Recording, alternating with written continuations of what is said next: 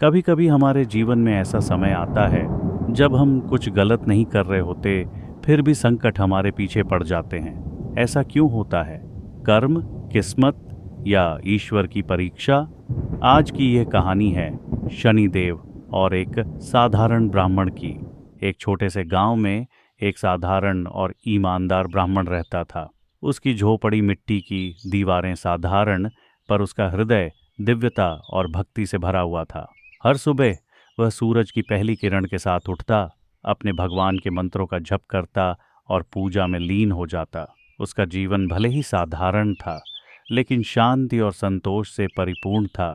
परंतु कभी कभी जीवन के नियम समझ से परे होते हैं, और एक रात जब पूरा गांव गहरी नींद में सो रहा था, उसे एक अजीब सा सपना आया।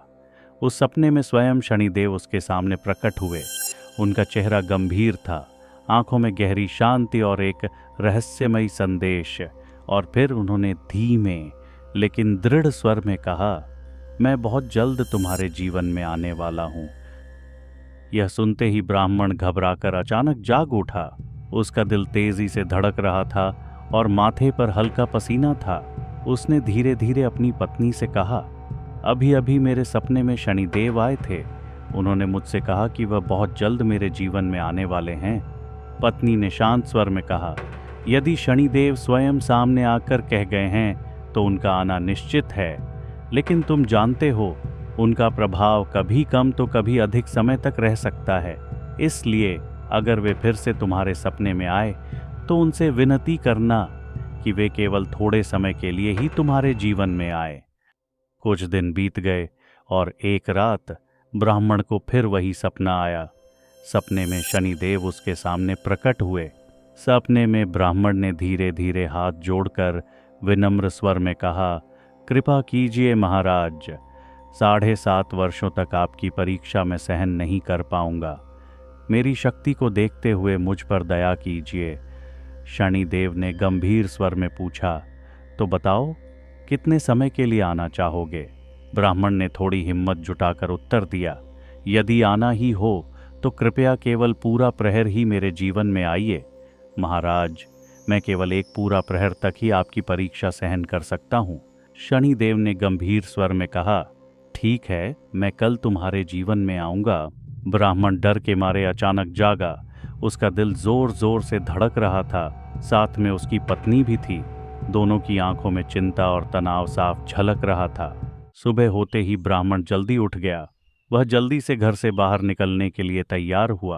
पत्नी को धीरे से कहा, अगर मैं घर में नहीं रहूं तो शनिदेव भी नहीं आ पाएंगे, इसलिए मैं रानी के बाग में जा रहा हूं।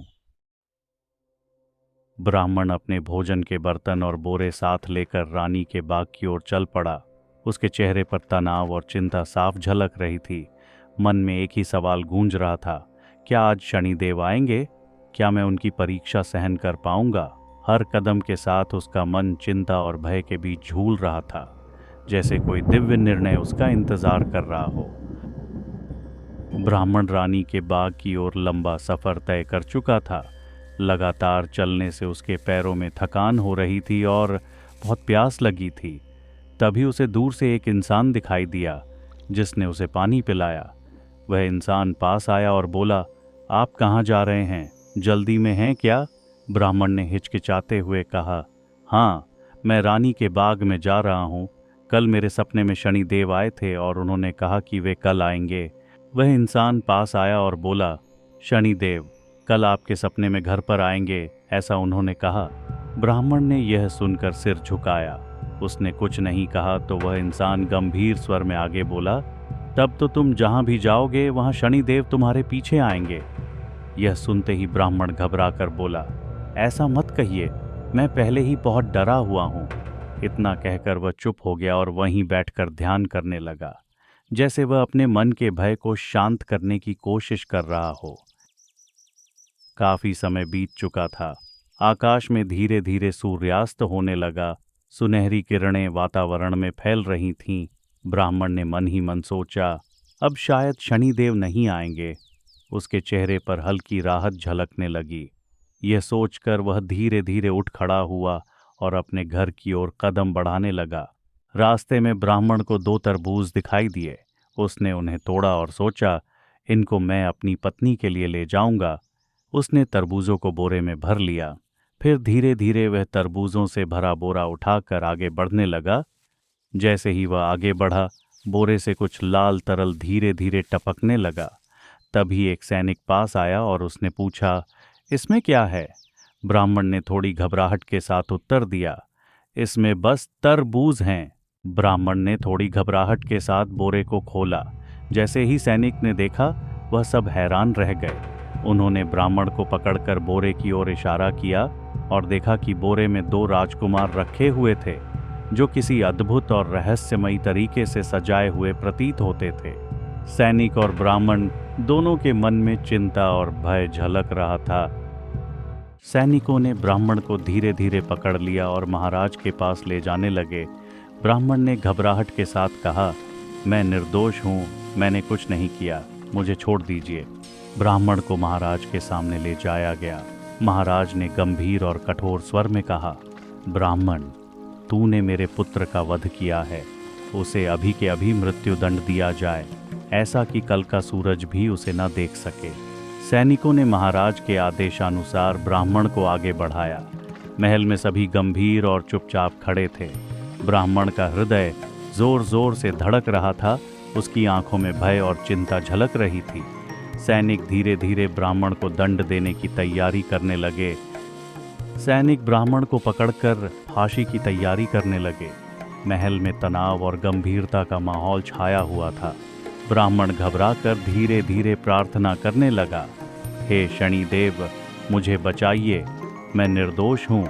तभी ब्राह्मण के सिर के ऊपर हल्का नीला गोलाकार प्रकाश चमकने लगा, जैसे शनिदेव स्वयं उसे सुरक्षित रख रहे हों।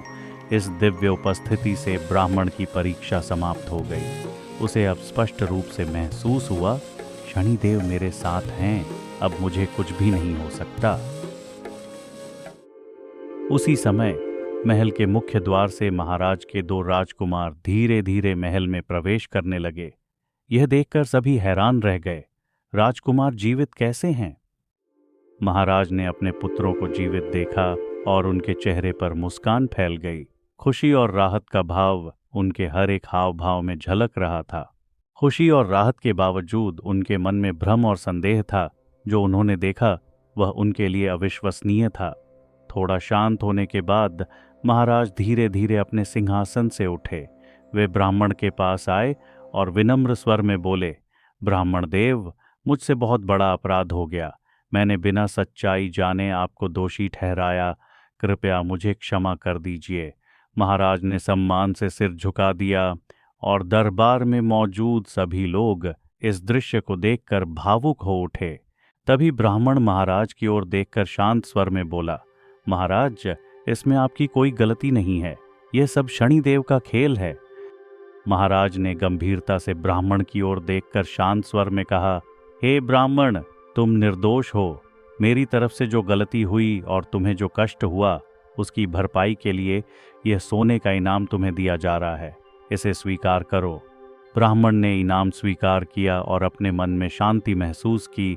तभी शनिदेव प्रकट हुए और ब्राह्मण की ओर देखकर बोले, बुरा समय आता है तो इंसान बिना वजह परेशानी में फंस जाता है, लेकिन जो सत्य, श्रद्धा और संयम रखता है, उसे मैं अंततः बचा लेता हूँ। ब्राह्मण शनिदेव की ओर देखता रहा और भावुक होकर धीरे धीरे आंखों में आंसू भर आए। उसने मन ही मन संकल्प लिया कि वह अपने जीवन को सत्य, श्रद्धा और संयम के साथ जिएगा। उसे अब स्पष्ट रूप से महसूस हुआ, शनिदेव मेरे साथ हैं और जो सत्य और श्रद्धा रखता है उसकी हमेशा रक्षा होती है। वीडियो देखने के लिए धन्यवाद। अगर आपको यह कहानी पसंद आई हो तो वीडियो को लाइक करें और हमारे चैनल को सब्सक्राइब करें ताकि आप और भी ऐसी रोमांचक कथाएं देख सकें।